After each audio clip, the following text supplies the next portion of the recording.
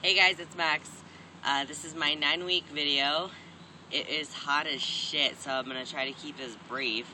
It's actually my second take of this video too, because I did the other one, it was like 16 minutes long and YouTube didn't want to upload it, so whatever. I can't even think, it's so hot. It's 4th of July. I'm celebrating by supporting capitalism and otherwise not supporting anything that has to do with fucking colonial imperialism and shit. I don't know what I'm doing. Let's talk trans shit. Changes, physical changes. More of the same, really. Nothing really kind of new to report. Getting a little bit hairier, little beard going on, a little more mustachy. I seem to be developing a random, like, thatchy, furry belly. Not a happy trail, because those are sexy. It just seems to be kind of all over. So I'm going to have to watch that one. I may be turning into a Yeti. I'll keep you updated.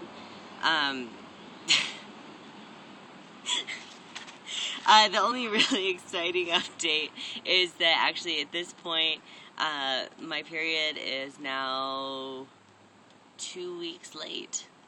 I think 2 weeks or 3 weeks. I think 2 weeks. So that's really cool.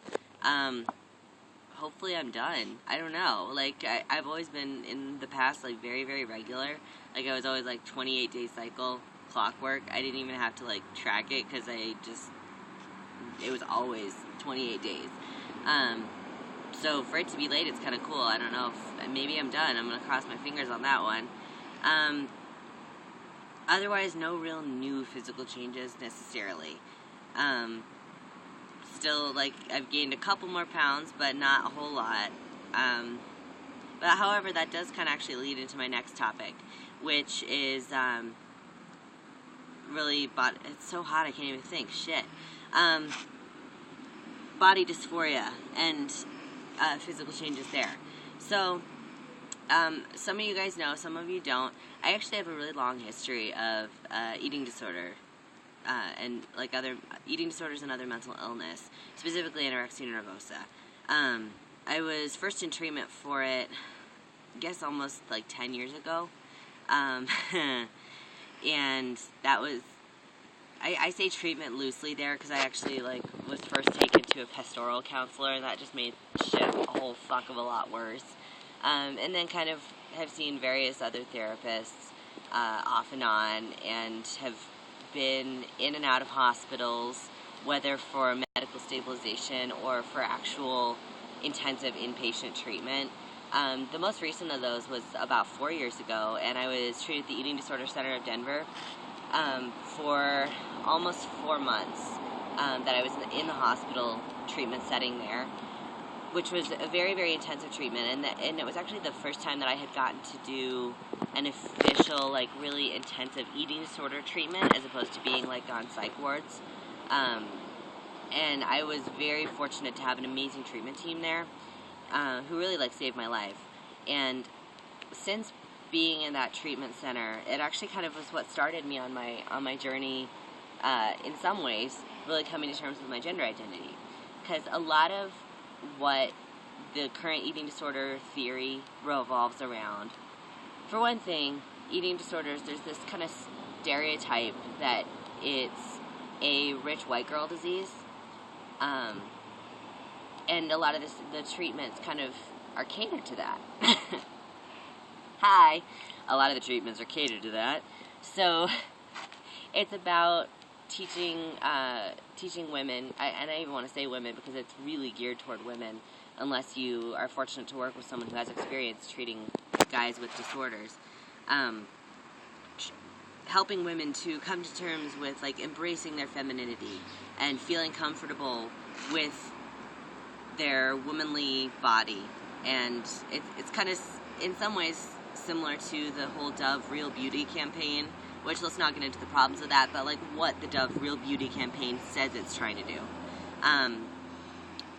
And so because of that, like, being in treatment, and, like, I remember in particular, we had to do this one exercise that was, like, this writing exercise. What does it mean to me to be a woman? I was like, fuck, nothing. Crickets. And what does it mean to me to have a womanly body? And I was like, I hate everything about my body that's womanly. I hate all of these secondary, the secondary sex characteristics that cue me as being female. And I kind of gradually, as I was like really working these things out, and I started to realize that maybe the problem wasn't that I had issue with my femininity, but the femininity itself. Maybe the assumption that I identified as female was the problem. And that kind of got me started down on my gender journey. But fast forward to now, and I would also, like to disclaim that there have been other, it shouldn't have been like the first indicator necessarily that I had gender issues, but it was the first thing that really kind of clicked on like more than a subconscious level. Fast forward to now, and I've been on T for 9 weeks, and I guess it was last week at my doctor's appointment that I stepped on the scale at the office and was getting ready to weigh in, and realized that I officially weighed twice as much as I did at the worst of my anorexia. I'm not going to get into specific numbers because beyond that, in case there is someone watching with an eating disorder, and I want to try to avoid being triggering as much as possible. But I mean, that was a really frightening moment, and to like see that, as much as on some level it's exciting, because it's like, wow, I'm becoming more masculine, I'm gaining bulk in the ways that I want to, my body is shifting, I'm also healthy, that my body is I'm allowing my body to do what it needs to do naturally to be comfortable in itself, and to have mass, and to have weight, and to have muscle, and to have even like a fat content that's going to be helping me to stay healthy. All that's really great. But at the same time, it also kind of triggered something really primal that 10 years of an eating disorder history said, and it was like, holy shit, fuck, this is not cool.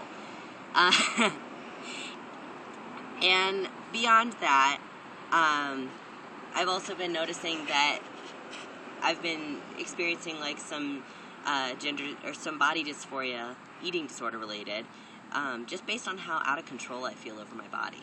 That's a really frightening feeling for someone with an eating disorder, especially someone with anorexia, because that is all about controlling everything possible about my body, its intake, its output, if even like in some ways, its shape, its everything. So much issue with control, and then the T is making my body do things that it's never done before. And as much as it's exciting and I love it and I want it, I feel like there's very little I can do to control it, because there isn't. And it's about kind of there's a certain letting go that has to be done there, but it's also a really frightening process. So last week I made a big decision, and I actually had found out about this new eating disorder treatment facility in Denver. I think I'm familiar with all of them at this point, but this was a new one, so I was like, hey, what's this? And I was looking at their website, and they're a really, really neat organization in that they're setting things up differently than most of them do. It's designed to be kind of a supplemental treatment facility. So it's, rather than being like very clinical and very like stabilization minded, it's about offering like that kind of step between that treatment and full recovery, so that they can offer some support group rather than intensive therapy. And so I decided to check it out, and had a really great experience. I went there last Thursday night for a men's group that they had, and that brought up a whole different set of issues, because I was like, holy shit, they're going to kick me out. They're going to be like, you do realize this is for men, right? You're not allowed here. But I didn't experience that, fortunately. And it was actually just me and the facilitator that night, which was even better. And even better than that, the facilitator was a queer guy himself. He identifies as a femme gay male. And so we were able to talk a lot about gender and the intersectionalities between eating disorder-related body dysphoria and gender-related body dysphoria. And so I had a really great conversation with him, and it was awesome to have that one-on-one experience. And I'm going to be going back probably this Thursday, so tomorrow night I'll be going back to check it out and see. Hopefully it'll be, I'll be able to talk with more of the guys there.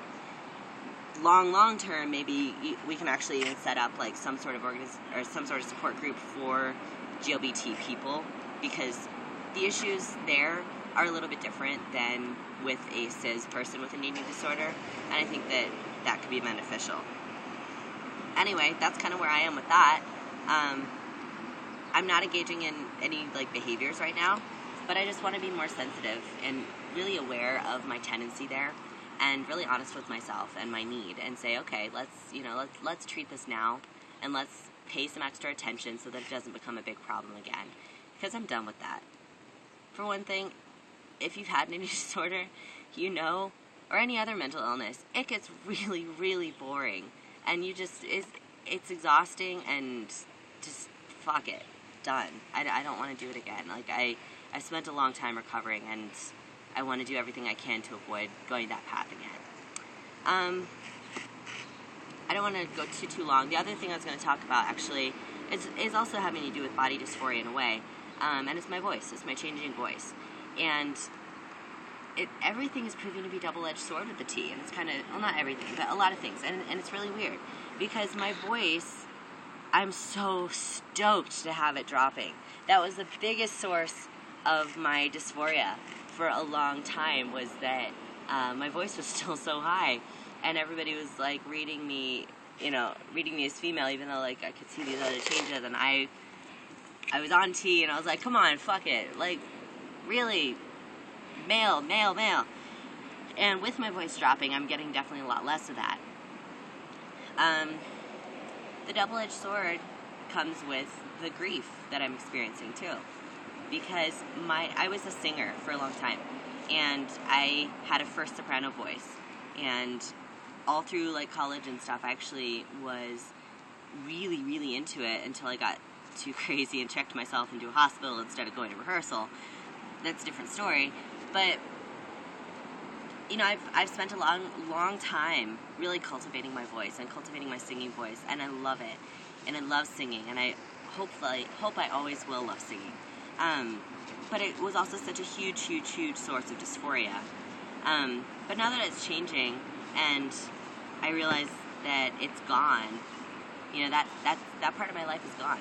My singing voice is gone in that way, and the muscle memory of years of careful crafting is worthless, and that's really hard to come to terms with. So I'm processing some grief there, and fortunately that grief is tempered with a totally new prospect, which is I've got this totally new voice, and it's really, really fun to work with, and it's getting to be deeper than I anticipated it would. Actually, I was figuring I would probably end up somewhere like tenor, or maybe get a little bit of deepening, and instead I seem to be doing some kind of baritone thing. I don't even know. I don't even know what's going to end up if this is 9 weeks in. Like, shit. But it's really fun, and there's a whole lot of opportunity there. So those are kind of the big issues that I'm dealing with. A little bit of a heavier topic this week, because transition, as much as it's an exciting process, any kind of transition also involves a leaving behind, and a saying goodbye, and a change. And as much as we may be excited for that change, it can also involve some fear and some grief.